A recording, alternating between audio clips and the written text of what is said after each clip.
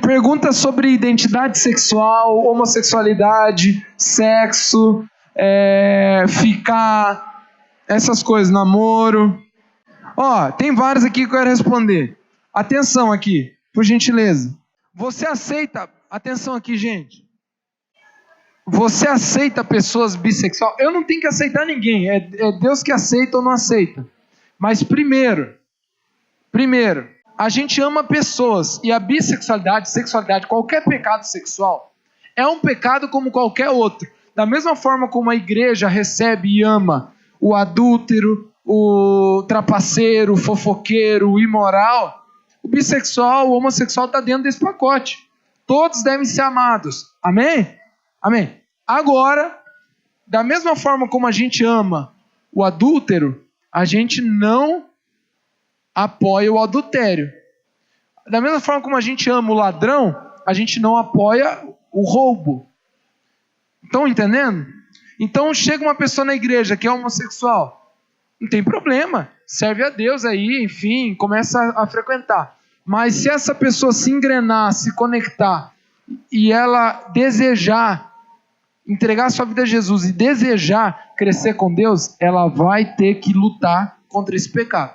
Vai ter que abrir mão. Amém? Agora, você aceita pessoas namorarem com 11 anos? Eu? De jeito nenhum. De jeito nenhum. Escuta uma coisa. Vale aqui um momento para estabelecer. Até porque tem pergunta aqui, qual a idade certa para namorar? Né? Sabe qual a idade certa para namorar?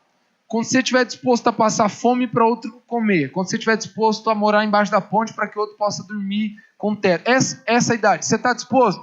Não, você não está, porque você não sabe nem o que você vai comer amanhã, porque nem é você que faz a sua comida. Sabe o que a Bíblia fala? Jovem, cuide da sua lavoura e quando ela estiver produzindo, procure casamento. Você tem lavoura? Está produzindo? Então você deve esquecer namoro. Namoro é para quem já tem uma direção na vida. No mínimo tem que estar estudando, na minha opinião, no mínimo tem que estar já cursando uma faculdade.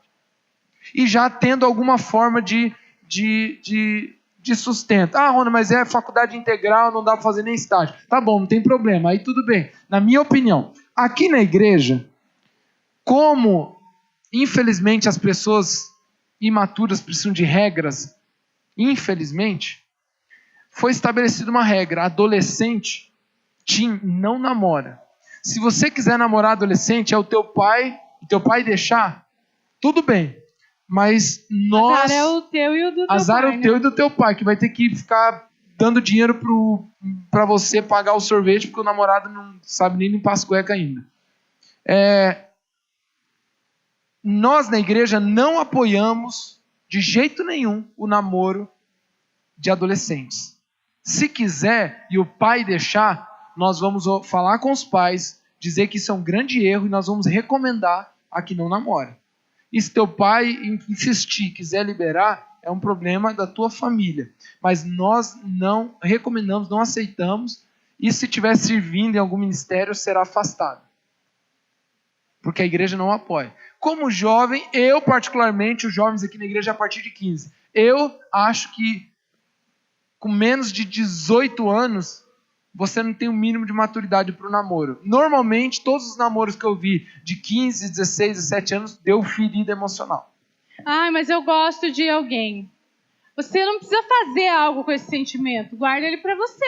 Ora, escreve no Deus papel. Deus vai te honrar quando chegar o momento certo. Eu tenho testemunho, já contei milhares de vezes, milhares é exagero, de um jovem aqui da igreja, que ele começou a gostar de uma adolescente da igreja aqui. E eu era pastor de jovens. Ela era do Teens. É o Pedro e a Yasmin. E na época ele era um jovem, tinha 17 anos, e ela tinha 13 anos, acho 12.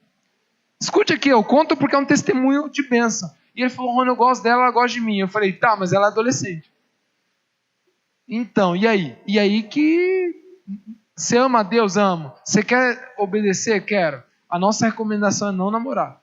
E ela era nova na igreja, a família dela nem vinha na igreja, ela vinha sozinha, e eles decidiram não namorar, decidiram gostar um do outro afastados. Você conhece, né, Luana? É um testemunho, não é? E ela seguiu nos teens, ele continuou nos jovens, os dois sabiam que se gostavam, mas não se relacionavam. E não é que ficaram de rolinho, não. Não. Aí eles decidiram se manter até o momento que fosse. Ela foi para os jovens, eles não começaram de imediato também. Teve um tempo de maturidade. Quando eles entenderam de Deus que era um tempo, ele já estava na faculdade, entendeu? O que aconteceu? Começaram a namorar.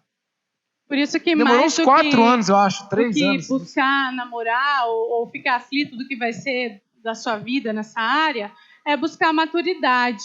Porque não adianta você entrar num namoro vendo que você vai ter que namorar ali uns 5 anos até casar.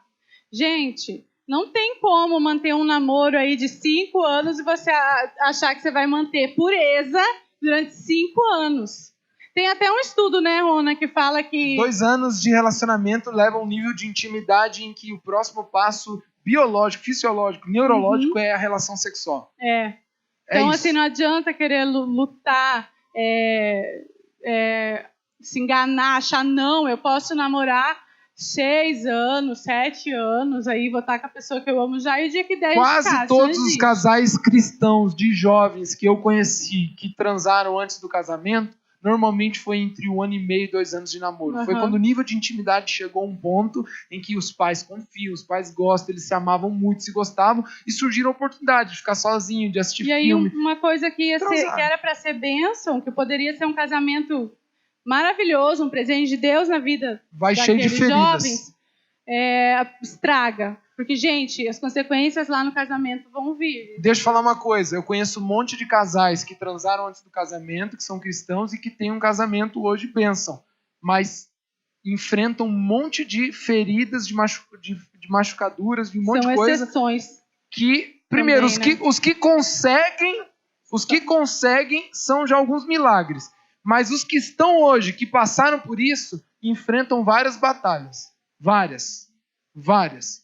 E eu pago para ver um casal que foi cristão, os dois cristãos, que não transaram antes do casamento, que não passam por problemas do casamento gravíssimos. Até uma coisa bem interessante para colocar para vocês. Eu tenho tendência, e tinha, quando a gente começou a namorar, a ser ciumenta, né? Mas é incrível como que a maneira como a gente levou o nosso relacionamento desde o início. Gente, eu nunca tive problema com ciúmes, porque eu sabia que se o Rona conseguiu se manter puro, se manter firme, em santidade, em respeito a Deus, né, durante todo o nosso namoro, que até precisou ser mais tempo do que a gente planejava, acabou não sendo só 2 anos, eu sei que ele não vai fácil cair na tentação de ceder a qualquer mulher por aí, entendeu? Não tenho por que ter ciúmes, eu sou muito segura com relação a isso, mas porque ele provou com o comportamento dele, né? Então, às vezes, uma das coisas que a gente vê nos casamentos, quando essa linha foi ultrapassada, é o ciúme. Porque você não foi capaz de respeitar a Deus, de obedecer a Deus, vai amar e respeitar a mim, né? É esse o raciocínio que as mulheres às vezes fazem, ou o homem faz. Essa é uma pergunta, sim, muito difícil. Eu preciso te ajudar. O que responder quando ele pedir para ficar comigo? Não, né? Só isso. Meu Deus. Não. O que responder? Não. Ficar errado mesmo se você for mais velho. Escute aqui. Por que ficar errado? Entenda isso. Todo desfrute físico e emocional sem um compromisso é defraudação. Por isso que é errado. Todo mundo entendeu por que ficar errado? Todo desfrute físico e emocional sem um compromisso estabelecido com um propósito é defraudação, é pecado. A Bíblia fala para que nós não podemos usar e defraudar os outros. Esse é o princípio do ficar.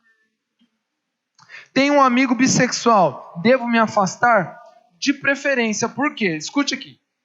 Nem todo mundo tem uma capacidade e estrutura emocional, espiritual